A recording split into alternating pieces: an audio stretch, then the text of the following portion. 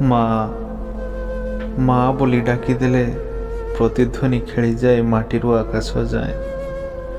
ମାତ୍ର ସେ ଥାଏ ମୋ ଚେତନାରେ, ସେ ଥାଏ ମୋ ବେଦନାରେ, ପୁଣି ସେ ଥାଏ ମୋ ପ୍ରାର୍ଥନାରେ, ସେ ଥାଏ ମୋ ଆତ୍ମାର ପୁଲକରେ। ମୋ ସମଗ୍ର ସତ୍ତାକୁ ଆଲୋକିତ କରି ପୃଷ୍ଠଭାଗରେ ଠିଆ ହୋଇଥିବା ଦେବୀଟିଏ। ସେ ଜଗିଥାଏ ମୋ ବାଟକୁ, ଆକଟ କରିଥାଏ ମୋ ଚଗଲାପଣକୁ। ମୋ ଆଖିରେ ଟିକିଏ ଲୁହ ଦେଖିଲେ ବାହୁନି ଉଠେ ଅନ୍ତର ଭିତରେ।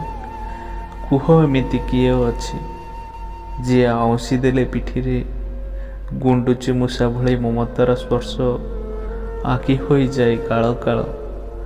ତା ଆଖିର ଲୁହ ଲୁଚାଇ ରଖେ ନିଜ ଭିତରେ। ମୋ ଆଖିର ଟୋପା ଟୋପା ଲୁହ ପୋଛିଦିଏ ନିଜ ପଣତ କାନିରେ। କୁହ ଏମିତି କିଏ ଅଛି କିଛି ବି ପାଇବାର ଆଶା ନ ରଖି ଦେଇ ଚାଲେ ନିଜକୁ ତିଳ ତିଳ କରି।